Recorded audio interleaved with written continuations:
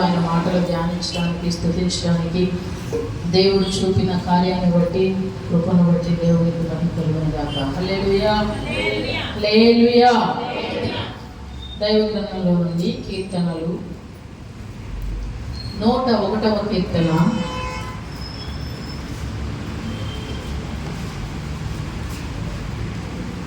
6వ వచనాన్ని చదువుకుందాం. నా యొద్ద నివసించున్నట్లు దేశములో నమ్మకస్తులైన వారిని నేను కనిపెట్టుచున్నాను. చాలు. నా యొద్ద నివసించున్నట్లు దేశములో నమ్మకస్తులైన వారిని నేను కనిపెట్టుచున్నాను. ఈ వాక్య భాగం చదివిన వారందరూ అక్కడ మీ చేతులుంచి అటువంటి నమ్మకస్తుమైనటువంటి జీవితం నాకు అనుగ్రహించు ప్రభువా అని ఒక్క మాట నోరు తెరిచి ప్రార్థన చేయండి. ఆ వచనం మీద మీ చెయ్యి నుంచి నీవు ఎవరి కొరకైతే కనిపెడుచున్నావో ఆ వ్యక్తిగా నేను ఉండాలి ప్రభువా. నాలో ఆ నమ్మకత్వం నాలో కలగాలి. నువ్వు వెతుకుచున్న మనుష్యుని కనుగొనట్లుగా నన్ను నీవు కనుగొనాలి. అటువంటి క్రియలు, అటువంటి తలంపులు, ఆలోచనలు నాలో ఉండాలి. అటువంటి నమ్మకమైన వ్యక్తిగా నన్ను మార్చండి, కృప చూపించండి. యేసు నామమున అడుగుచున్నాము తండ్రి, ఆమేన్. నా యొద్ద నివసించున్నట్లు దేశములో నమ్మకస్తులైన వారిని నేను కనిపెట్టుచున్నాను. దేవుడు కనిపెడుతున్నాడట.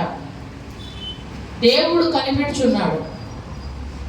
దేని కొరకు దేవుడు కనిపెడుచున్నాడు? ఎవరి కొరకు దేవుడు కనిపెడుచున్నాడు? దేవుడు ఎవరి కొరకు కనిపెడుచున్నాడు తెలుసా? చక్కని వస్త్రాలంకరణ చేసే వారి కొరకు, మంచిగా రోజుకొక మోడల్ వేసే వారి కొరకు దేవుడు కనిపెట్టట్లేదు. దేవుడు ఎవరి కొరకు కనిపెడుతున్నాడు? ఆయన యొద్ద నివసించినట్లుగా నమ్మకస్తులైన వారిని నేను కనిపెట్టుచున్నాను. నమ్మకస్తులైన వారిని నేను కనిపెట్టుచున్నాను. చూస్తా ఉన్నాడట దేవుడు. నమ్మకంగా ఉండేవారు ఎవరున్నారు? ఎవరు నమ్మకంగా ఉంటారు? ఆయన యొద్ద నివసించేటట్లు.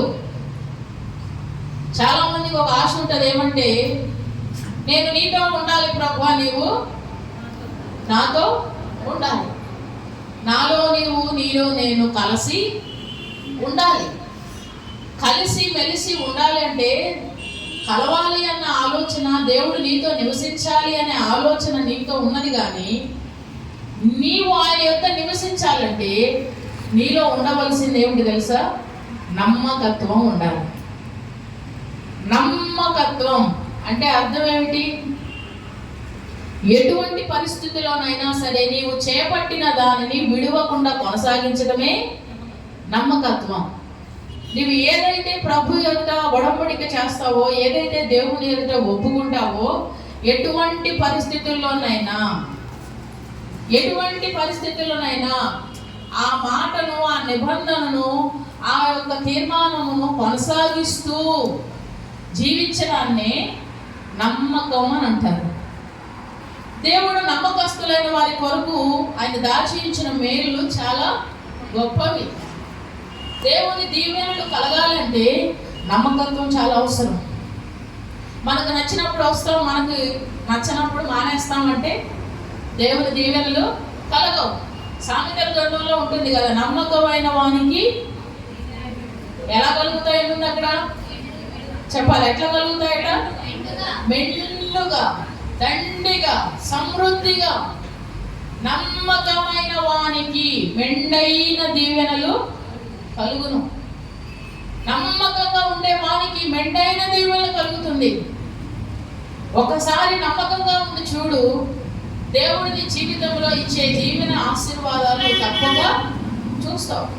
దేవుని యొక్క మాట అన్నీ కూడా అవునన్నట్లుగానే ఉంటాయి. దేవుని యొక్క కార్యాలు, దేవుని మాటలు ఏది కూడా వ్యర్థం కాదు. దేవుని మాటలు ఏది అబద్ధమో కాదు. కానీ దేవుని వాగ్దానం మాటలు మన జీవితంలో నెరవేర్చబడట్లేదు అంటే మనం ఎలాంటి వారు చెప్పండి? మనం ఎలాంటి వారము? నమ్మకస్తులమేనా? నమ్మకస్తులమేనా? మీలో మీరు ఒకసారి ప్రశ్న వేసుకోండి. నీవు నమ్మకస్తుడువేనా? నీవు నమ్మకస్తురాలువేనా? నమ్మకత్వం అనేది నీలో ఉన్నదా? నా యొక్క నివసించేటట్లు దేశంలో నమ్మకస్తులైన వారి కొరకు నేను కనిపెట్టుచున్నాను. దేవుడు కనిపెట్టి చూస్తా ఉన్నాడట. దేవుడు పరిశీలించి చూస్తా ఉన్నాడట. ఈ భూమి మీద ఎవరెవరు నమ్మకంగా ఉంటారా, ఎవరెవరు నమ్మకంగా ఉంటున్నారా అని దేవుడు ఆకాశంలో నుండి తన ప్రజలను పరిశీలించి చూస్తా ఉన్నాడట. మీకు ఒక వ్యక్తిని పరిచయం చేస్తాను, చూడండి. సంఖ్యాకాండము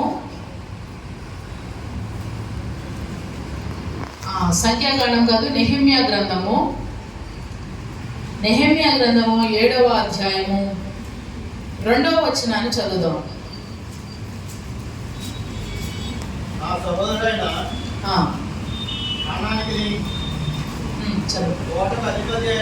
ఓటకు అధిపతి అయిన హనన్యాకును యెరూషలేము పైన అధికారం ఇచ్చితిని. అనన్య నమ్మకమైన మనుష్యుడు, అందరికంటే ఎక్కువగా దేవుని ఎదుట భయభక్తులు కలవాడు. దేవుడు కనిపెట్టి చూసినప్పుడు ఆయనకు ఒక వ్యక్తి కనబడ్డాడు. ఎవరు ఆ వ్యక్తి అంటే హనన్య అనే ఒక వ్యక్తి కనబడ్డాడట. ఆయన ఎటువంటి వాడు? నమ్మకమైన మనుష్యుడు. నమ్మకమైన మనుష్యుడు. దేవుడు ఇంకా తరచి చూసినప్పుడు అబ్రహాము గురించి కూడా రాయబడుతుంది. అబ్రహాము నమ్మకమైన మనసు కలిగిన వాడని. అదే నెహెమ్యా గ్రంథంలోని 9వ అధ్యాయం 8వ వచనంలో అబ్రహాము గురించి కూడా ప్రభు చెప్తాడు. 9వ అధ్యాయం 8వ వచనంలో అతడు నమ్మకమైన మనసు గలవాడని ఎరిగి, చాలు, అతడు నమ్మకమైన మనసు గలవాడని ఎరిగి అతనితో నిబంధనను స్థిరపరిచాడట. ఈ రోజున దేవుడు నీ గురించి ఆ మాట చెప్పగలడా? నీవు నమ్మకస్తుడవు, నీవు నమ్మకస్తురాలవని దేవుడు నీ గురించి ఆ మాట చెప్పగలడా? హనన్యా గురించి రాయబడిన మాట, అతడు నమ్మకమైన మనుషుడు. ఎటువంటి మనుషుడు చెప్పండి? నమ్మకమైన మనుషుడు. దేవుని యొద్ద నుండి హనన్యా పొందిన సాక్ష్యం ఈరోజు నువ్వు పొందగలవా? మేలులు పొందగలం. ఏం పొందగలం చెప్పండి? మేలులు పొందగలం. కానీ పేరు పొందాలి. ఎవరి దగ్గర నుండి? దేవుని దగ్గర నుండి పేరు పొందటం అనేది చాలా గొప్ప విషయం. దేవుని యొద్ద నుండి మనం పేరు పొందగలగాలి. ఏమిటా పేరు? ఏమని పేరు పొందాలి చెప్పండి? నమ్మకస్తుడు. నమ్మకస్తుడు. నమ్మకస్తులైన వారి కొరకు దేవుడు కనిపెడుతున్నాడు. ఎందుకు కనిపెడుతున్నాడు? నమ్మకంగా ఉంటే వారికి మెండైన దీవెనలు అనుగ్రహించడానికి. నీవు నమ్మకంగా ఉంటే నిన్ను ఆయనతో కూడా కూర్చొని పెట్టుకోవడానికి. నీవు నమ్మకంగా ఉంటే నీతో నిబంధనను స్థిరపరచడానికి. నీవు నమ్మకంగా జీవిస్తే నీ నమ్మకత్వానికి తగినట్లుగా ఆయన నీ జీవితంలో కార్యం చేయడానికి ప్రభు అంటున్నాడు, నమ్మకస్తులైన వారి కొరకు నేను కనిపెడుతున్నాను. ఎవరు నాకు కనబడట్లేదు. ఆ కాలంలో కనబడ్డారు నమ్మకస్తులు. ఈ కాలంలో ఎంతమంది ఉన్నారు నమ్మకస్తులు? దేవుని విషయాల్లో నమ్మకంగా ఉంటున్నారా? దేవుని విషయాల్లో నమ్మకంగా ఉంటున్నారా? మనం నమ్మకంగా ఉండం, కానీ దేవుణ్ణి అపనమ్మకస్తుడుగా చేస్తాం. మనము నమ్మకంగా జీవించాం, కానీ దేవుడు నమ్మకం లేనివాడని దేవుడు ఆయన నమ్ముకోవడం అనవసరం అన్నట్లు కొన్నిసార్లు జీవిస్తాం. నమ్మకత్వం అనేది ప్రతి వ్యక్తి జీవితంలో చాలా ముఖ్యమైనటువంటి కార్యము. ఈరోజు చాలా మంది మేలులు జరిగితే మందిరానికి వస్తారు, మేలు జరగకపోతే మందిరం మానేస్తారా? మానేస్తారు. మేలు జరిగే దాని కొరకే కాదు మందిరానికి. నమ్మకత్వం అంటే ఏంటి తెలుసా? ఎండాకాలం ఉన్న కనుక మందిరానికి, వానాకాలం మానేసి మళ్ళీ శీతాకాలం అయ్యాక మళ్ళీ వేసవకాలం, కాలాలు మారినట్లుగా నీ హృదయాలు మార్పు చెందడం కాదు నమ్మకత్వం అంటే. వివాహంలో మాట ఇచ్చాము అని అంటే చచ్చే వరకు ఏం చేయాలి? నమ్మకంగా ఉండాలి. ఈ రోజు ఎంతమంది ఆడవాళ్ళు కనబడరు, ఎంతమంది మగవాళ్ళు కనబడరు, కనబడుతూనే ఉంటారు, ప్రక్కనే ఉంటారు, అందరూ ఉంటారు. అయినా నేను నమ్మకత్వాన్ని నిలబెట్టుకోవాలి. హల్లెలూయా. నమ్మకంగా ఉంటే దేవుడు కుటుంబాన్ని ఏం చేస్తాడు? దీవిస్తాడు, ఆశీర్వదిస్తాడు. సంతోషం వచ్చినప్పుడు అల్లా మగం మార్చేసి, దుఃఖం వచ్చినప్పుడల్లా మళ్ళీ ఈ ఇంటికి మగం మార్చి, అక్కడో అడుగు ఇక్కడో అడుగు, ఆ ఇంటికో అడుగు ఈ ఇంటికో అడుగు వేసుకుంటా అపనమ్మకస్తుడుగా జీవిస్తే ఎవరి వద్ద నివసిస్తాం తెలుసా? ఎయిడ్స్ వద్ద నివసిస్తాం. ఎవరి వద్ద నివసిస్తాం తెలుసా? ఐసీయూలో నివసిస్తాం. ఎక్కడ నివసించాలి? దేవుని యొక్క, ఆయన యొక్క ఒడిలో, ఆయన యొక్క రెక్కల నీడలో, ఆయన యొక్క కృపలో నీవు నివసించేటట్లుగా నీలో నమ్మకత్వాన్ని ఆయన కోరుకుంటున్నాడు. నీలో నుండి ఏం కోరుతున్నాడు చెప్పండి? చెప్పాలి, ఏం కోరుచున్నాడు? నమ్మకత్వం. ఈ రోజున రెగ్యులర్గా దేవుని మందిరానికి వచ్చేవారు లేరు. క్రమంగా రెగ్యులర్గా దేవుని మందిరానికే రానివారు ఇంకేం నమ్మకత్వం? దేవుడు ఏమి ఎక్స్పెక్ట్ చేయడు. చిన్న విషయంలో నీవు మిక్కిలి కొంచెంలో నమ్మకంగా ఉన్నావు కనుక అనేకమైన వాటి మీద నేను నిన్ను నియమిస్తాను. ఏమన్నాడు దేవుడు? కొంచెంలో నీవు నమ్మకంగా ఉన్నావు కనుక అనేకమైన వాటి మీద నియమిస్తాడు. నిన్ను నియమించడానికి ముందు నమ్మకత్వాన్ని పరీక్షిస్తాడు దేవుడు. నీకు పెద్ద పెద్ద బ్లెస్సింగ్స్ రావాలని కోరిక, నువ్వేమో తాటాకు ఊగినట్టు ఊగుతూ ఉంటావు, గాలికి రెల్లు కదిలినట్లుగా కదిలిపోతూ ఉంటావు. నీలో ఒక స్థిరత్వం ఉండదు. ఒక ఆదివారం ఎక్కడైతే ఇంకో ఆదివారం ఇంకో చోట, ఆ ఆదివారం అయితే ఇంకో ఆదివారం, అక్కడ కాకపోతే ఇంకో చోట, అక్కడ కాకపోతే ఇంకో చోట. నీ జీవితం అంతా మారిపోతూనే ఉంటుంది. నమ్మకత్వం అనేది దగ్గర ఎప్పుడు కూడా. చాలా మంది కుటుంబాలు జీవించబడకూడదు కారణం ఒకటే చెప్తున్నాను, నమ్మకత్వం లేదు.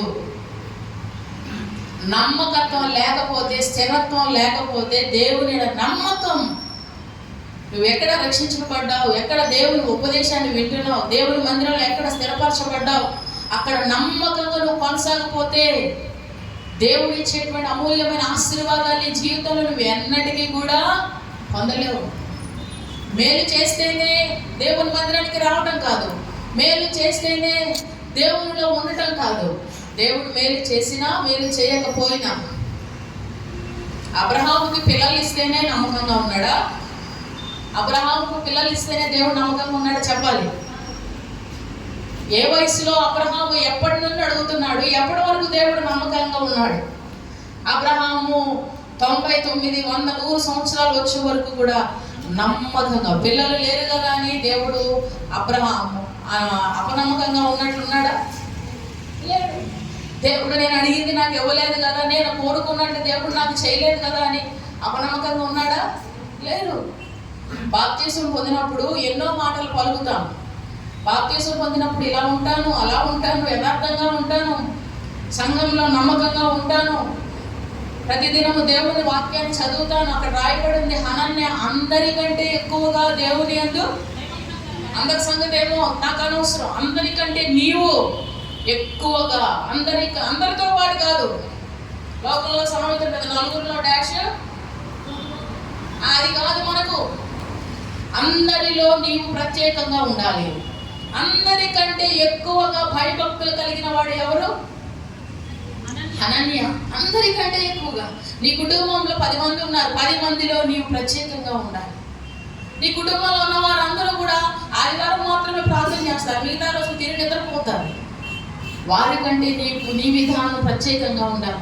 నీ కుటుంబంలో ఎన్ని మేలు జరిగినా ఒక్క మాట కూడా సాక్ష్యం చెప్పరు, కానీ నీవు ప్రతి దేవుడు చేసిన ప్రతి కార్యానికి సాక్ష్యం చెప్పి ప్రభువుని మహిమపరచు. నీకు తెలిసిన వారు చాలా మంది దేవుని యొక్క ధనాన్ని, దేవుడు కష్టార్జితంలో వచ్చిన భాగాన్ని దొంగిలిస్తారు, కానీ నీవైతే దేవుడు నీకు ఇచ్చిన దానిలో నమ్మకంగా ఉండాలి. నమ్మకస్తులు కొంచెం ఇచ్చి దేవుడు పరీక్షిస్తాడట ప్రతి వ్యక్తిని. చెప్పండి, ఏమి పరీక్షిస్తాడు? కొంచెమే. మొదట కొంచెమే ఇచ్చి పరీక్షిస్తాడు. దేవుడు చూస్తాడట, ఈ బిడ్డ ఈ కొంచెంలో ఎలా ఉంటాడు అని దేవుడు చూస్తాడట. దేవుడు చూస్తున్నప్పుడు నీలో కొంచెం దేవుడు నీకు ఇచ్చినప్పుడు దానిలో నీవు నమ్మకంగా ఉంటే అనేకమైన వాటిని నీకు ఇవ్వడానికి ఆయనకి ఏ సందేహము లేదు. దేవుడు నీకు సమయం ఇచ్చి చూస్తాడట, ఖాళీ సమయం ఇచ్చి చూస్తాడు. ఇచ్చినప్పుడు నువ్వు ఎలా సమయం గడుపుతావు అని ప్రభు చూస్తూ ఉన్నాడు. ఖాళీ సమయం ఇచ్చినప్పుడు నువ్వేం చేస్తున్నావు? నాకు సమయం లేదు అనటానికి లేదు. దేవుడు ఇచ్చిన సమయాన్ని నువ్వు ఎలా గడుపుతున్నావు? దేవుడు నీకు టైం ఇచ్చినప్పుడు నీ నమ్మకత్వాన్ని నువ్వేం చేయాలి? నిరూపించుకోవాలి. రాత్రి లేటుగా పడుకున్నాం, ఉదయాన్నే లేచాం, ప్రార్థన చేస్తామా లేదా అనేది దేవుడు చూస్తాడు. రాత్రి లేటుగా లేచాం కనుక ఉదయం తినడం మానేస్తామా? లేటుగా పడుకున్నాం కనుక తినడం మానేస్తామా? మానం కదా, మానతామా చెప్పండి? మానం. ప్రతిరోజు డ్యూటీ ఉంటుంది, ప్రతిరోజు లేటే వస్తున్నాం 10 గంటలకు ఇంటికి. ఉదయాన్నే డ్యూటీకి వెళ్తున్నామా మానేస్తున్నామా? మానేస్తున్నామా? ప్రతిరోజు కాలేజీకి వెళ్తున్నామా మానేస్తున్నామా? రోజు వెళ్తున్నాం, కానీ రోజు దేవుని మందిరానికి రావాలంటే రాలేము. కారణం ఏంటి తెలుసా? నమ్మకత్వం అనేది లేదు.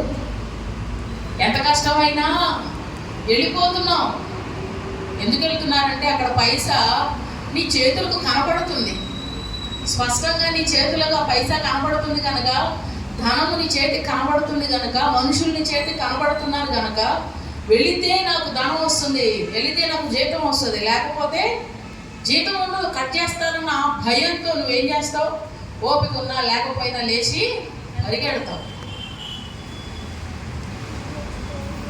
నీకు ఆ ధనాన్ని ఇచ్చేటువంటి దేవుని సన్నిధికి పరిగెట్టడానికి ఏం చేస్తావు?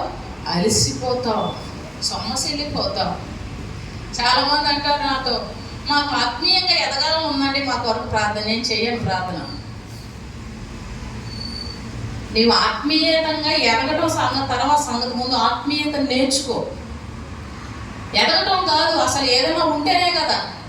మొక్క మొలిస్తే దాన్ని ఎదిగించడానికి కావలసినవి పోయగలుగుతాం. నీలో నాటపడేయడానికి ఒక్క వాక్యం కూడా నాటపడేదానికి నువ్వు అవకాశం ఇవ్వనప్పుడు, ఆత్మీయతను నువ్వు నేర్చుకోనప్పుడు నీలో నువ్వు ఎలా ఎదుగుతావు, ఎలా ఫలిస్తావు? నా కొరకు, మా భర్త కొరకు ప్రార్థన చేయండి, మా బిడ్డల కొరకు ప్రార్థన చేయండి. మేము ఆత్మీయతలో బాగా చెప్పాలి, ఆత్మీయతలో బాగా ఎదగాలి. నువ్వు మందిరానికి రావడంలో ఎదుగు. ఫస్ట్ మందిరానికి రావడంలో ఎదిగితే క్రమక్రమంగా అన్నిటిలో కూడా నీవేమవుతావు? ఎదుగుతూ ఉంటావు. క్రమక్రమంగా పసిబిడ్డకు పాలు నిరంతరం ఇస్తూ ఉంటే, ప్రతిరోజు పాలు ఇస్తూ ఉంటే బిడ్డ ఆరోగ్యంగా పెరుగుతాడు. నెలకు ఒకసారి ఇచ్చాం అనుకోండి, నెలకు ఒకసారి ఇచ్చాం, బాగా పుష్టిగా బలంగా ఉంటాడా? ఎక్కడికక్కడే ఎముకలు పెడిసిపారిపోయి ఇరిగిపోయేటట్టుగా ఉంటాడు. కారణం ఏంటి? క్రమంగా అతని దేహానికి కావలసిన శక్తి అతనికి అందట్లేదు. దేవుని ప్రజలకు దేవుని మందిరములో, దేవుని సన్నిధిలో ఉన్నప్పుడు వాక్యం అనే పాలు నీ ఆత్మీయ జీవితానికి ఎదగడానికి కావలసిన వాక్యాన్ని దేవునికి అందిస్తాడు. హల్లెలూయా. అందుకనే నా యొద్ద నివసించేటట్లు నమ్మకస్తులైన వారి కొరకు నేను కనిపెడుతున్నాను. నమ్మకస్తులైన వారు నమ్మకంగా ఉండాలి. హనన్యా అనే వ్యక్తి నమ్మకమైన మనుషుడట. అతడు అందరికంటే ఎక్కువగా దేవుని యందు భయభక్తులు. నీ గురించి ఆ మాట చెప్పబడాలి. ఫలానా బిడ్డ నా యందు నమ్మకమైన బిడ్డ, నా కుమారుడు నా విషయంలో నమ్మకస్తుడు, అతని యందు ఏ తప్పైనను ఏ దోషమైనను కనుగొనడానికి వీలు లేనంతగా నా యందు నమ్మకస్తుడు కనుక నేను కొద్దిగా ఇచ్చాను, ఇప్పుడు సమృద్ధిగా అతనికి ఇవ్వబోతున్నాను. హల్లెలూయా, హల్లెలూయా. నమ్మకంగా జీవించిన వానికి దేవుడు ఏం చేస్తాడు చెప్పాలి? ఏం చేస్తాడు? నోరు చెప్పండి. ఏం చేస్తాడు? మెండైన దీవెనలు. పరీక్షల ముందు ప్రార్థన చేస్తారు, అవునా? పిల్లలైతే పరీక్షల ముందు ఏం చేస్తారు? బైబిల్ చదివేస్తారు, పరీక్షల ముందు ప్రార్థన చేసేస్తారు. పరీక్షల ముందు ప్రార్థన చేస్తారు. పరీక్షలు అయిపోయినాక ఈ రోజుతో ఎగ్జామ్స్ అయిపోయినాయి, ఆ రోజు సాయంకాలం ప్రార్థన చేసే పిల్లలు ఎంతమంది ఉంటారు? ఇవాళ మధ్యాహ్నం పరీక్షలు అయిపోతే సాయంత్రానికి ప్రార్థన చేసే వాళ్ళు ఉంటారా? ఉండరు. పరీక్షలు అయిపోయినాయి కదా, మళ్ళా ఎగ్జామ్ రిజల్ట్ వస్తుంది ఇంకో వారంలో అనగా అప్పుడు స్టార్ట్ చేస్తారు. ఎగ్జామ్ రిజల్ట్ మంచిగా వస్తే సరే, లేకపోతే మళ్ళీ అప్పుడు 2-3 వారాలు వస్తారు మందిరానికి. మళ్ళీ 2-3 వారాలు అయిన తర్వాత మళ్ళీ మానేస్తారు. దేవుడు మేలు చేసినప్పుడు మందిరానికి వస్తారు, తర్వాత దేవుని మందిర క్రమం విషయంలో నమ్మకంగా ఉండాలి. హల్లెలూయా. నమ్మకత్వం అంటే ఏంటి? సమాజంగా మనం అందరం ఆయన సన్నిధిలో కూడుకునే విషయంలో నమ్మకత్వం ఉండాలి. నమ్మకంగా ఆ మందిర కార్యక్రమాల్లో మనం అటెండ్ కావాలి. దేవుడు మనతో మాట్లాడేయడానికి, దేవుడు మనకు ఏర్పాటు చేసిన కార్యక్రమాల్లో సమాజంగా మనం అందరం కూడి ప్రభువుని మహిమపరచడానికి ఈ ఆరాధనలో మిగతా రోజులంటే ఖాళీలు ఉండవు. ఆదివారం శనివారం ఖాళీ ఉండవు, శుక్రవారం ఖాళీ ఉండవు. పరుగు పరుగు పరుగు పరుగు. ఆదివారం కూడా నీకు దేవుడికి సమయం ఇవ్వకపోతే నీలో నమ్మకత్వాన్ని ఆయన కనుగొనగలడా? అనుకోలేడు. ఆదివారం కూడా దేవుని సన్నిధిని మానేసేటువంటి వారి జీవితంలో దేవుడు ఏదో మేలు చేస్తాడని ఎక్స్పెక్ట్ చేయొద్దు. దేవుడు మేలు చేస్తాడని పరీక్షల్లో పుస్తకాలు చదివిన వాడు మంచి మార్కులు వస్తాయని ఎక్స్పెక్ట్ చేయొచ్చా? వాడు ఏమీ చదవలేదు, నేను బాగా మంచి మార్కులతో పాస్ అవుతానని కోరుకోవడం బుద్ధిహీనత అవుతుంది. నువ్వు చదవగలిగి ఉంటే, చదివితే నీకు మంచి మార్కులు రావడానికి దేవుడు సహాయం చేస్తాడు. నమ్మకత్వం అనేది చాలా అవసరం అండి. పిల్లల్ని మార్చినట్లుగా ఏదో ఒక జంతువు ఉంటుంది, దాని గూడు మార్చేస్తూ ఉంటుంది, అది మారిపోతూ ఉంటుందట. దానికి ఒక సోయి ఉండదు, ఏముండదు. దాని గురించి యోగ గ్రంథంలో రాయబడి ఉంటుంది. దానికి ఒక ఆలోచన కూడా ఉండదట. అది గుడ్లు పెడుతుంది, కానీ ఆ గుడ్లు ఏదైనా ఒక జంతువు వచ్చి తినేస్తుందేమో అన్న అవగాహన, ఆలోచన కూడా లేకుండా అక్కడ వదిలేసి తిరుగుతూ ఉంటుంది అక్కడ ఆ పక్షి. అటువంటి వివేచన జ్ఞానం లేని వారి వల్ల మీరు ఉండొద్దని అక్కడ రాయబడి ఉన్నది. దేవుని నీకు ఇచ్చిన దీవెనలు, ఆశీర్వాదాలు సమృద్ధిగా నీవు అనుభవించాలంటే నమ్మకత్వాన్ని దేవుడు నీ నుండి కోరుచున్నాడు. హనన్య నమ్మకమైన మనుషుడు. అక్కడ నీ పేరు పెట్టుకోండి, నీ పేరు పెట్టుకుని చెప్పండి. ఏమని చెప్తారు? పెట్టుకోవడానికి కూడా ధైర్యం సరిపోట్ల, పెట్టుకోవడానికి ధైర్యం సరిపోట్ల. మన పేరు నా బతుక, నాలో నా నమ్మకత్వం అప్పిసరంగా కూడా లేదు అసలు. గోడ మీద పిల్లి అవకాశం దొరికితే ఇటు, లేకపోతే అవునా? అది ఎప్పుడు గోడ మీద ఎందుకు ఉంటుంది తెలుసా? ఛాన్స్ కుదిరితే ఇటు దూకుదాం, లేదా అటు దూకుదాం.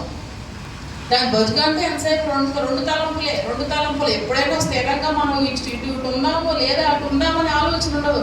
ఎప్పుడు గోడ మీద ఉన్నట్టుగానే చాలామంది అయితే ఇటు, లేకపోతే అటు. నమ్మకంగా దేవుణ్ణి వెంబడించాలి, నమ్మకంగా దేవుని పరిచర్య చేయాలి. దేవుడు నీకు అప్పగించినటువంటి బాధ అక్కడ చదివే హనన్య కోటకు అధిపతి. ఏమంట? కోటకు అధిపతి. కోట అనగా దేవునికి ఇచ్చిన కుటుంబమే కావచ్చు, దేవునికి ఇచ్చిన బాధ్యతలు కావచ్చు, దేవునికి ఇచ్చిన ఉద్యోగం, వ్యాపారమే అయినా, దేనిలోనైనా సరే ఆ దేవుడికి ఇచ్చినటువంటి దానిని భద్రముగా కాపాడగలిగేటువంటి నమ్మకస్తుడుగా నీవు ఉండాలి. దేవుడు నాకు పిల్లలు ఇచ్చారండి, వాళ్ళు ఏం చేస్తున్నారో కూడా నాకు తెలీదు. నీ పిల్లలు ఏం చేస్తున్నారో కూడా నీకు తెలీదా? తెలీదా? తెలీదు అనకూడదు. పేరెంట్స్ తెలుసుకోవాలి, చూడాలి. నాకు తెలియదండి అని అంటే నువ్వు కోటకు అధిపతివి కాదు, నువ్వు నమ్మకమైన మనుషుడు కాదు. దేవుడు నీకు ఉంచిన బాధ్యతలను నీవు నమ్మకంగా నెరవేర్తించాలి.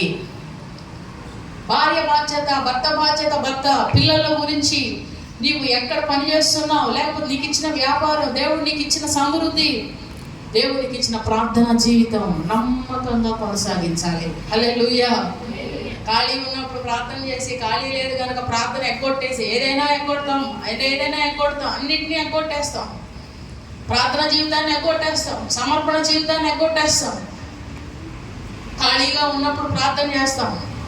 కొంతమంది ఖాళీగా ఉన్న ప్రార్థన చేయట్లేదు. కోటకు అధిపతి అయి కోట అనగా కాపాడేవాడు. శత్రువులు ఎవరు కూడా ఆ కోటను సమీపించకుండా, కోట బద్దలవ్వకుండా, ఏ శత్రువు కూడా లోపలికి రానికుండా నిత్యము నమ్మకంగా ఉండి కాపుగా ఇచ్చున్నవాడు ఎవరు? హనన్య. కాపుగా ఇచ్చుండే వాళ్ళందరికీ కూడా అధిపతిగా ఉన్నవాడు హనన్య. అక్కడ నీవు కూడా నీ కుటుంబానికి ఎలా ఉండాలి తెలుసా? ఎట్లా ఉండాలి? కాపు కాసేవాడిగా ఉండాలి, నమ్మకస్తుడుగా ఉండాలి. కుటుంబాల్లో నమ్మకస్తుడు అంటే డబ్బులు తెచ్చాము, వచ్చేసాము, అప్పగిచ్చేసాము కాదు. నీ డ్యూటీ ఏంటో, నీ విధానం ఏంటో బైబిల్ చదవండి, తెలుస్తుంది. భర్తలకు ఉన్నాయి, భార్యలకు ఉన్నాయి, పిల్లలకు ఉన్నాయి, పెద్దలకు ఉన్నాయి, చిన్నపిల్లలకి ఉన్నాయి, యవనస్తులకు కావలసిన యవనస్తులకు ఉన్నాయి. ప్రతి వారి జీవితానికి కావలసిన మాటలు దేవుడు అక్కడ అందిస్తూనే ఉన్నాడు. నమ్మకంగా ఉండాలి, నమ్మకంగా నీ బాధ్యతను నువ్వు నిర్వర్తించాలి. నమ్మకంగా బాధ్యత కలిగిన ప్రార్థనా పరుడుగా ఉండి నీ ఉన్నంత కాలం కోటను కాపాడినట్లే హనన్య నీ ఉన్నంత కాలం నీ సంఘాన్ని, నీ కుటుంబాన్ని, దేవుడు నీకు ఇచ్చిన దాన్ని నువ్వు కాపాడాలి. హల్లెలూయా, హల్లెలూయా.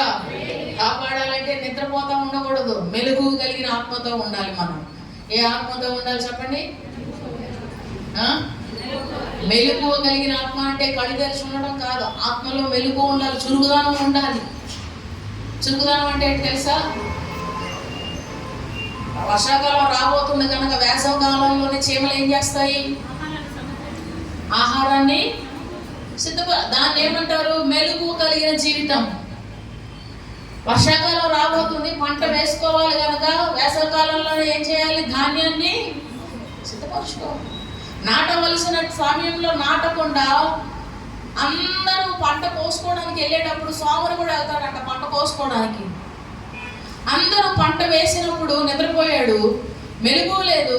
అందరూ పంటలు కోసుకుని ఇంటికి ధాన్యం తెచ్చుకునే సమయంలో సోమరు వెళ్తాడట. ఏం తీసుకుని వస్తాడు?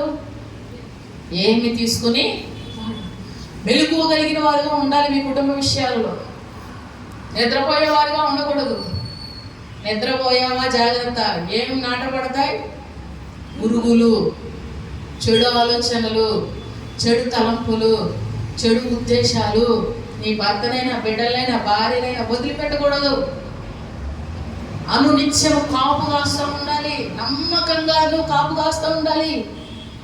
ఏ విధమైన శత్రువు వారి హృదయాల్లోకి జ్వరపడకుండా, నీ ఇంటిలోనికి జ్వరపడకుండా, నీ కుటుంబాన్ని పాడు చేయకుండా. శత్రువు వచ్చినప్పుడు ఏం చేస్తాడు? మొత్తం అంతటినీ దోచుకుని వెళ్ళిపోతాడు. వాడు రాకుండానట్లుగా హనన్య నమ్మకస్తుడుగా, భయభక్తులు కలిగిన వాడుగా ఉండి, కోటకు అధిపతిగా ఉండి, కోటలో ఉన్న వారందరినీ భద్రంగా కాపాడినట్లే నీవు కూడా నీ ఇంటి వారికి, నీ సంఘంలో ఉన్న వారందరికీ నీ ఉన్నంత కాలం నీవు ప్రార్థనాత్మ చేత నింపబడి, వెలుగు కలిగిన ఆత్మ చేత నింపబడి, నిద్రపోకుండా కాపు కాస్తూ అనేక మందిని కాపాడే బిడ్డగా ఉండాలి. హల్లెలూయా, హల్లెలూయా, హల్లెలూయా. ప్రార్థన చేస్తున్నావా? సంఘం గురించి ప్రార్థన చేస్తున్నారా? మీకు తెలిసిన వారి కొరకు ప్రార్థన చేస్తున్నారా? ప్రార్థన అవసరతలు ఎవరైనా చెప్పినప్పుడు వారి కొరకు ప్రార్థన చేయాలి. సంఘము కాపుదల కొరకు ప్రార్థన చేయాలి. శత్రువు ప్రవేశించకుండా ప్రార్థన చేయాలి. దేవుడు కోటకు నిన్ను అధిపతిగా ఉంచాడు. ఒక కోటకు దేవుడు నిన్ను ఎలా ఉంచాడు? అధిపతిగా ఉంచాడు. నీలో ఆ నమ్మకత్వాన్ని దేవుడు చూడాలి. మీరు చేసుకోండి ఆ ప్రార్థన. నా ఓపిక రాంటే వస్తే రానిరా శత్రువు. నేను ఇప్పుడు ఓపిక లేదు, ఇప్పుడు నిద్రపోతున్నా అంటే ఆడేమో ఆగుతాడు వాడు ఆగడు. ఇన్ని రోజులు చూసా కదా, ఒకరోజు చూడకపోతే ఏమైంది? నేను పడుకుంటున్నాను, వస్తే రాని, రేపు చూసుకుందాంలే అంటే వాడు చక్కగా వస్తాడు లోపలికి.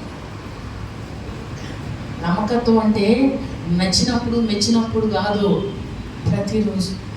అసలు నమ్మకత్వం అంటేనే మనం చేతగానప్పుడు చేయటమే నమ్మకత్వం. నమ్మకత్వం అంటే ఓపిక లేదు, ఒంట్లో పని విపరీతంగా ఉన్నది, అన్నీ విపరీతంగా ఉన్నాయి, ఎక్కడా కూడా సమయం లేదు. అయినా కంపల్సరీగా ఖచ్చితంగా నీ బాధ్యత నిర్వహిస్తావు చూడు. అక్కడ నీ మార్కులు పడిపోతూ ఉంటాయి అంటే పైన ఇక మార్కులు వెళ్ళే కొలది ఆశీర్వాదాలు జల్లులు చెప్పాలి కురుస్తా ఉంటాయి. హల్లెలూయా. ఒక చిన్న పరిచర్య నాకు అప్పగించారు మా పాస్టర్ గారు. సండే స్కూల్ పరిచర్య అప్పగించారు. సండే స్కూల్ పరిచర్య 10th క్లాస్ మొదలుకొని నా వివాహం అయ్యి మరలా ఆదివారం ఇక్కడికి వచ్చే వరకు ప్రతి ఆదివారం మానకుండా ఏ ఒక్క ఆదివారం కూడా నేను ఎస్కేప్ చేయలేదు. ఏ ఒక్క ఆదివారం కూడా ఈ ఆదివారం నాకు వర్క్ ఉంది, పని ఉంది, కాలేజీలో ఏదైనా ఉండనే దేవుడు ఇచ్చిన బాధ్యతను ఎట్లా నిర్వర్తించాలి? ఎలా నిర్వర్తించాలి చెప్పండి? నమ్మకంగా. ఒక పని అప్పగిస్తే మళ్ళీ వెనక తిరిగి చూడకూడదు. చేశాడా లేదా, చెప్పాడా లేదా, వచ్చాడా లేదా, పని చేశాడా లేదా, ఆమె వచ్చిందా లేదా, వెనక్కి తిరిగి చూసుకోనంత నమ్మకత్వం నువ్వు సంపాదించాలి. మనుషుల దగ్గరే మన నమ్మకత్వాన్ని సంపాదించుకోలేకపోతే దేవుడి దగ్గర నమ్మకత్వాన్ని ఇంకెలా సంపాదించుకోగలుగుతాం? ఇచ్చిన కుటుంబంలోనే నమ్మకత్వం లేదు, ఇచ్చిన కుటుంబంలోనే నమ్మకం లేదు, అనేకమైన వాటి మీద నమ్మకత్వం మనం ఎలా సంపాదించుకోగలుగుతాం? చిన్న పరిచర్యే కదా, సండే స్కూల్ పిల్లలు అంటే చిన్న చిన్న పిల్లలే కదా, ఏముందిలే మనకు నచ్చినప్పుడు చెప్పొచ్చు, మనకి నచ్చినప్పుడు చెప్పొచ్చు, తర్వాత చెప్పకపోతే ఏమైందిలే పాస్టర్ గారు చూసి వచ్చారా ఏంటి అని అనుకోలేదు. దేవుడిచ్చిన పరిచర్యను నమ్మకంగా చేయాలి. నమ్మకంగా చేసినప్పుడు దేవుడు ఇప్పుడు ఏం చేశాడు? చిన్న చిన్న మొక్కలకు నమ్మకంగా పనిచేసినప్పుడు పెద్ద పెద్ద వాటి మీద దేవుడు నియమిస్తాడు. ఒక సాక్ష్యాన్ని మనం పొందుకోగలగాలి. ఈ వారంలో వివాహం ఉన్నదనగా ఆ రోజు ఆదివారం జరిగినటువంటి ఆరాధన కార్యక్రమంలో ఆత్మీయంగా కనిపించినటువంటి దైవజనులు ఒక ప్రత్యేకమైన సాక్ష్యాన్ని నా గురించి చెప్పారు. ఇంతవరకు ఇన్ని సేవా సంవత్సరాలు, ఇంత నా సేవా జీవితంలో ఇలాంటి నమ్మకమైన బిడ్డను నేను చూడలేదు. నమ్మకంగా ఆ రోజు పాస్టర్ గారు కళ్ళనీళ్ళు పెట్టుకుని బాధపడి దుఃఖపడి నెక్స్ట్ సండే నుంచి మీ మందిరానికి వెళ్ళిపోతావు కదమ్మా, ఈ మందిరంలో ఇది ఆఖరిగా ఒకసారి పాట పాడించి ఒక మంచి సాక్ష్యం చెప్పి దేవుని మందిరంలో అందరి ఎదుట ప్రత్యేకమైన స్థితిలో నిలబెట్టడానికి కారణం ఏంటి తెలుసా? ఏంటి? పాస్టర్ గారికి బాగోనప్పుడు కూడా వాళ్ళు వేరే చోటకి ఆరోగ్యం బాగోక వెళ్ళిన దేవుని పని నమ్మకత్వం అంటే ఏంటి తెలుసా? నా సమయాన్ని నేను వెళ్ళాను లేదా, వాళ్ళకి ఇచ్చేసాను లేదా, చెప్పేసాను లేదా, వచ్చేసాను, అది కాదు. స్థిరంగా అక్కడ ఉండడం, కాపుగా ఇయటం, దేవుని మందిర పని విషయంలో శ్రద్ధ కలిగి ఆయన ఆవరణలను కాపాడుట, బాధ్యత కలిగి నిర్వర్తించుట. ఇది నాది కాదులే, నాకు సంబంధించింది కాదులే అని కాదు. నిజంగానే కొంతమంది ఉంటారు, ఒక పని అప్పగిస్తే వెనక తిరిగి చూసుకోవాల్సిన పని లేదు. 10 రూపాయలు ఇచ్చాము అని అంటే ఎంత ఖర్చు అయిందో, ఎంత మిగిలిందో తీసుకుని వచ్చేవారు ఎంతమంది ఉంటారండి? ఆటో అతనికి సరుకులు తీసుకొచ్చాక ఒక లిస్ట్ ఇచ్చి వెళ్ళి తీసుకురండి అని చెప్తే అందులో 100 రూపాయలు 50 రూపాయలు మిగిలినాయి అనుకో, అవి జేబులోకి, అవి మళ్ళీ లెక్క పక్క ఏమి ఒక్క పైసా మిగిలిన నమ్మకంగా ఉండి చూడండి. 1 రూపాయి మిగిలిందా? 99 రూపాయలు అయినాయి, 1 రూపాయి మిగిలింది. నీ నమ్మకత్వం నిరూపించుకో, నీ నమ్మకత్వం నువ్వు ఇవ్వాలంతే. ఉంచుకోమంటే చేసుకోవడమే. నువ్వు ఎప్పుడైతే చిన్న చిన్న వాటిలో నమ్మకంగా ఉంటావో ఈసారి ఏం చేస్తారు తెలుసా? అధిక మొత్తంలో నీకు ఇస్తారు. చిన్న చిన్న విషయం, నువ్వు ఆ చిన్న చిన్న రూపాయలు కొట్టేస్తున్న సంగతి అవతల వాళ్ళకి తెలుసా తెలీదా? దాని గురించి ఎంత ఖర్చు ఉంటుందో, అది ఎంత రేటు ఉంటుందో వాళ్ళకి కూడా అవగాహన ఉంటుంది. కానీ మనకి ఇచ్చి శోధిస్తారు, మనకి ఇచ్చి చూస్తారు. అవకాశం ఇచ్చినప్పుడు అవకాశాన్ని చాలా జాగ్రత్తగా సద్వినియోగం చేసుకోవాలి. అవకాశాన్ని మిస్యూజ్ చేసుకున్నావా, నమ్మకత్వం పోయిందా, మరలా నమ్మకత్వం సంపాదించడం చాలా కష్టం. మనకిచ్చిన రూపాయే కానీ, మనకిచ్చినది ఏదైనా సరే, కొంతమంది ఉంటారు ఏదైనా వస్తువు ఇస్తామా, ఎంత మంచిగా ఇస్తామో దాన్ని ఏం చేస్తారు, ఇంకొకసారి ఇంకో వస్తువు ఇవ్వబోదు అవుతుందా? ఏది ఇవ్వాలనిపించదు, నమ్మకత్వాన్ని కోల్పోతారు. మన ఇంటి దగ్గర తీసుకెళ్ళినప్పుడు మంచి పంచదార తీసుకెళ్తారు, మనకి ఇచ్చేటప్పుడేమో ఎలాంటివి ఇస్తారు? ఇప్పుడు అలాంటివి లేవులే. ఇప్పుడు ఎవరికి వాళ్ళు తీసుకుంటున్నారుగా. మన దగ్గర నుంచి తీసుకెళ్ళినప్పుడు మంచిగా తీసుకుని వెళ్తారు. మనకి ఇచ్చేటప్పుడు ఏం చేస్తారు? ఏదో ఒకటి తీసిపడే నమ్మకంగా ఉండరు. ఒకప్పుడు చిన్నప్పుడు ప్రతిరోజు ఈ పూట మన ఇంట్లో ఒక 3 డబ్బాలు అన్నం వండుతున్నామంటే 3 డబ్బాల్లో ఒక గుప్పుడు తీసి ఏం చేసేవాళ్ళు? అంతకుముందు ఒక డబ్బాలో దేవుని బియ్యం తీసేవాళ్ళు. మీరు ఎంతమంది తీసారు? ఎట్లా తీసారా? ఈ రోజు మధ్యాహ్నం మనం భోజనం వండేటప్పుడు కుటుంబం అంతటికి 3 డబ్బాలు రైస్ వేస్తున్నాం. ఆ రైస్లో ఏం చేస్తున్నాం? మొదట దేవుని భాగం తీసి ఆ డబ్బాలో వేసేవాళ్ళు. పిడికెడు ముద్ద దేవునిది. సాయంత్రం భోజనం అప్పుడైనా మళ్ళా ఆ ముద్ద దేవునిది. ఏది తెచ్చుకున్న దానిలో మొదట దేవుని అలా ఇచ్చేవారు. కోడి గుడ్డు పెట్టింది, మొదటి గుడ్డు దేవునికి. చెట్టుకి జామకాయ కాసింది, మొదటి కాయ కొంతమంది ఉంటారు. ఇక ఆ మొదటికాయ మూదొకకాయో ఆ మొదటికాయ ఏదో చిన్నగా కాసింది అనుకో, తర్వాత ఇంటి పెద్దపోయింది అనుకో, అప్పుడు ఏం చేస్తారు? అయినా ఇది మొదటికాయ మూతొంకరైనా లోపల పుళ్ళు ఉన్నా ఎట్లా ఉన్నా సరే మొదటిది అట్లా ఉండకూడదు. అంతకు ముందు అలా చేసేవారు. ఇప్పుడు ఎవరో కూడా చేయట్లా. నీ గంపయు పిండి పిసుకు తొట్టియు దీవించబడాలంటే నీ దానిలో ప్రతిదానిలో నుండి నీవు నమ్మకంగా తీస్తూ ఉండాలి. హల్లెలూయా, హల్లెలూయా. ఏం చేయాలి?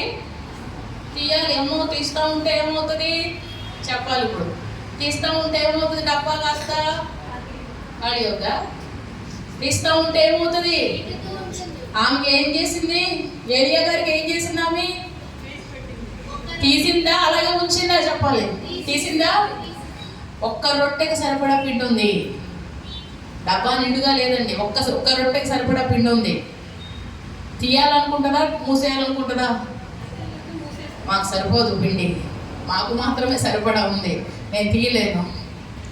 నమ్మకత్వాన్ని దేవుడు పరీక్షించి చూశాడు. నమ్మకత్వాన్ని దేవుడు పరీక్షించి చూస్తాడండి. అది చూసినప్పుడు నీలో ఆ సబ్జెక్ట్లో నీకు ఫుల్ మార్కులు వచ్చాయండి, మెండైన దీవెనలు నీకు సమృద్ధిగా దేవుడు కురిపిస్తాడు. నువ్వు తినే ఆహారంలో నుంచి నువ్వు దేవునికి భాగం తీయకపోతే నీకు పండే ధాన్యంలో నుండి దేవునికి భాగం తీయాలి. ప్రతి దానిలోనూ దేవునికి ఏం చేయాలి? మొదటి ముద్ద దేవునిది, మొదటి ముద్ద దేవునిది తీయాలి. తీయటం నేర్చుకోనండి. అప్పుడు తీసేవారు. రాను క్రమంగా ఏమైందంటే అది తీయగా లేక వాటన్నిటికీ కలిపి అది ఎంత అవుతుందో దాన్ని దేవునికి ఇచ్చేవారు. ఈరోజు ఏమీ లేదు, ఏది కూడా లేదు, దేవునికి ఇచ్చేది లేదు, పెట్టేది లేదు. హాయిగా దేవుడు ఇస్తున్నాడు. ఇచ్చిందని మన ఒళ్ళో పోసుకోవడమే, మన బ్యాంకులు నింపుకోవడమే, మన బీరువాలు నింపుకోవడమే. దేవునికి ఇచ్చే పనే లేదు. ఎంత పిసినాలుగా తయారైపోయారంటే మనుషులు. ఇచ్చిన వారికి మళ్ళీ పొరపాటు కూడా పైకి మనం చూసే పని లేదు. భయభక్తులు కలిగిన వాడు నమ్మకస్తుడట హనన్య. శత్రువు ఎవరు కూడా ఇంటిలోనికి ప్రవేశించకుండా నమ్మకంగా ఉన్నాడట. ఈ రోజున నీవు కూడా అటువంటి నమ్మకత్వమైన జీవితం కొనసాగించాలి. దేవునికి మందిరానికి వచ్చే విషయంలో నమ్మకంగా ఉండాలి. దేవునికి ఇచ్చే విషయంలో కూడా ఎలా ఉండాలి చెప్పండి? ఏమైందండి లేకపోతే చనిపోతామా? చంపేస్తాడు నేను దేవుడు. నీ దగ్గర ఉన్నది అంతే ఉంది, ఇదే నాకు ఆధారం, ఇదే నీకు ఆశ్రయం అనుకుంటే అక్కడే నిన్ను కఠిన పరిస్థితుల్లో దేవుడు పరీక్షించి చూస్తాడు. అక్కడ నీకు చాలా అత్యవసరం అని దేవుడికి తెలుసు. అలాంటి పరిస్థితులు కూడా వెళ్ళినప్పుడు అసలు నువ్వేం చేస్తావా అని చూస్తూ ఉంటాడు. ఏదైతే అవని అని చెప్పి నువ్వు తెగించి దేవునికి ముందుకు వచ్చావనుకో, ఆ తరువాత దానికి మించినటువంటి మెండైన దీవెన దేవుడు నీకు అనుగ్రహిస్తాడు. అబ్రహాము కూడా నమ్మకమైన మనసు గలవాడని ఎరిగి అతనితో ఏం చేశాడట? నిబంధనను స్థిరపరిచాడు. అబ్రహాముతో నిబంధనను స్థిరపరచడం గల కారణం ఏంటంటే నమ్మకమైన మనుషుడు. నమ్మకమైన మనసు కలిగినవాడు. అంటే అతని నమ్మకత్వం ఎక్కడ నిరూపించుకున్నాడు తెలుసా? అబ్రహాము, మేలు చేసినా మేలు చేయకపోయినా ఇక నువ్వే నాకు దేవుడవు, నాకు మేలు చేయ పిల్లలు ఇచ్చావు, పిల్లలు ఇవ్వకపోయినా అడుగుతున్నాను, ఇచ్చినా ఇవ్వకపోయినా నిన్ను మాత్రం నేను విడిచిపెట్టను. పాస్ చేసినా ఫెయిల్ చేసినా, నష్టం వచ్చినా లాభం వచ్చినా విడిచిపెట్టాను. నీకు అప్పుడు అబ్రహాముకి పిల్లల విషయంలో దేవుడు పరీక్షించాడు. ఈ రోజు నీ విషయంలో దేవుడు పరీక్షిస్తున్నాడు. ఏ విషయాలు నేను పరీక్షిస్తున్నాడు? ప్రతిరోజు కుటుంబ ప్రార్థన చేస్తాం. ఒక్కొక్కసారి ఏం చేస్తారు? ప్రార్థనని ఎక్కొట్టేస్తాం, ప్రార్థన మానేస్తాం. కూర్చుని కబుర్లు చెప్పమంటే ప్రార్థన ముందు కానీ ప్రార్థన తర్వాత కానీ ఎన్నైనా చెప్తారు. ప్రార్థన సమయానికి మాత్రం అవునా? ప్రార్థన కానీ కూర్చుని కూడా ఒక మాట స్టార్ట్ అయితే అది వెళ్ళిపోతూ ఉంటుంది. మళ్ళా ప్రార్థన చేసే సమయానికి ప్రార్థన ఏం చేస్తాం? కుదించేస్తాం. ప్రార్థనలో ఎస్కేప్ చేసేస్తాం, మొత్తం అంతా తీసేస్తాం. ప్రార్థన తీసేసి పొడుకులు పోతారు. నమ్మకత్వం అనేది లేదు. అయినా దేవుడు మళ్ళా మనకు సమయం ఇస్తున్నాడు మన నమ్మకత్వాన్ని రుజువుపరుచుకోవడానికి. హల్లెలూయా, హల్లెలూయా. తోమా నమ్మలేదు, నమ్మకంగా లేడు. అయినా దేవుడు మళ్ళా అతనికి అవకాశం ఇచ్చాడు. నీవు నమ్మకంగా లేకపోతే మళ్ళా దేవుడు నీకు అవకాశం ఇస్తున్నాడు. మరలా నీ నమ్మకత్వాన్ని నువ్వు రుజువుపరుచుకో. మైకు బాగా ఉన్నప్పుడు పాట పాడుతావు, మైకు బాగోకపోయినా ఏం చేయాలి? పాడాలి. మైకు బాగా లేదు, బాగుంటేనే పాడతావా? బాగోకపోతే ఒక్కొక్కసారి భోజనాల్లో చికెన్ ఉండదు, పప్పుచారు ఉంటుంది. అప్పుడు ఏం చేయాలి? పప్పుచారే కదా, వెళ్ళిపోవాలా? తినాలి. ప్రతి చిన్న విషయంలో కూడా తుఫాన్ వచ్చేస్తుంది, వర్షం వచ్చేస్తుంది, పరిగెట్టుకుంటూ వెళ్ళిపోవాలా? ఖాళీగా ఉన్నప్పుడు మంచిగా వాతావరణం ఉన్నప్పుడు పని చేసాం, వర్షం వస్తుందని చెప్పి వెళ్ళిపోకూడదు. వర్షం వచ్చినా ఏది వచ్చినా నమ్మకంగా పనిని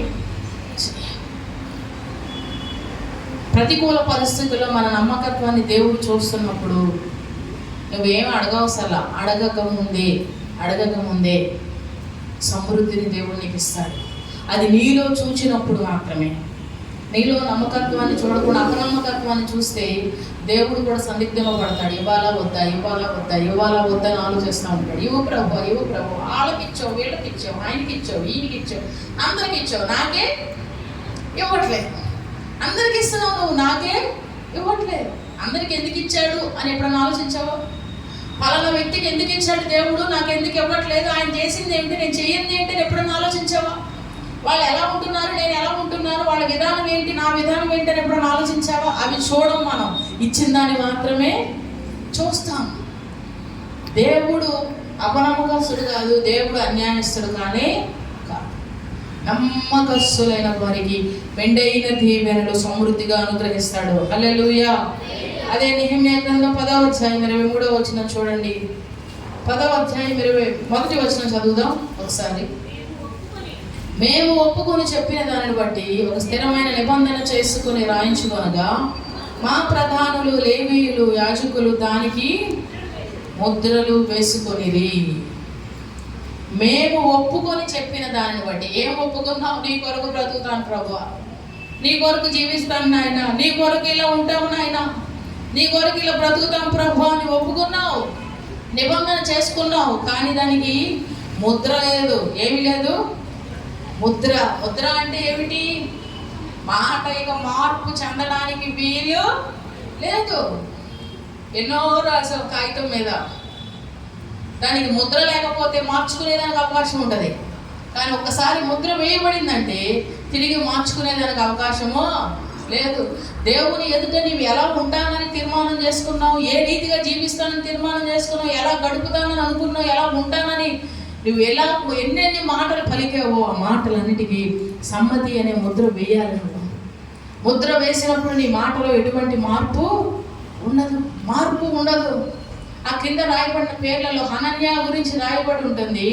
అతడు నమ్మకత్వానికి గుర్తేమిటి తెలుసా? అతను మాట పలికాడంటే ఆ మాట ప్రకారమే వెళ్ళిపోతాడు, ముద్ర వేస్తాడు, స్థిరపరుస్తాడు. హల్లెలూయా. మాట మార్చడు.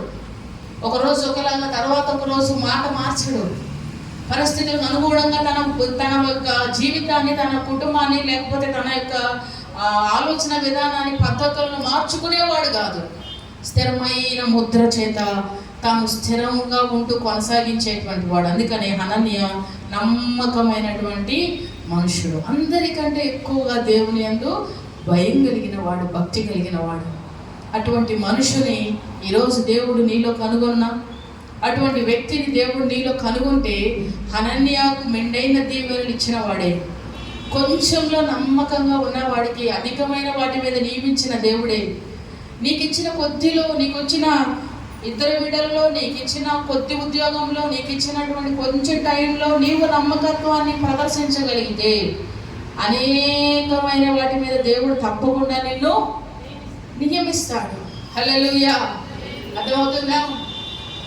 మన యొక్క యథార్థతను, మన నీతిని మనుషులెవరు చూడలేకపోయినా దేవుడు మనల్ని అనుక్షణం మనం పరిశీలిస్తూనే ఉంటాడు, అనుక్షణం మనల్ని చూస్తూనే ఉంటాడు.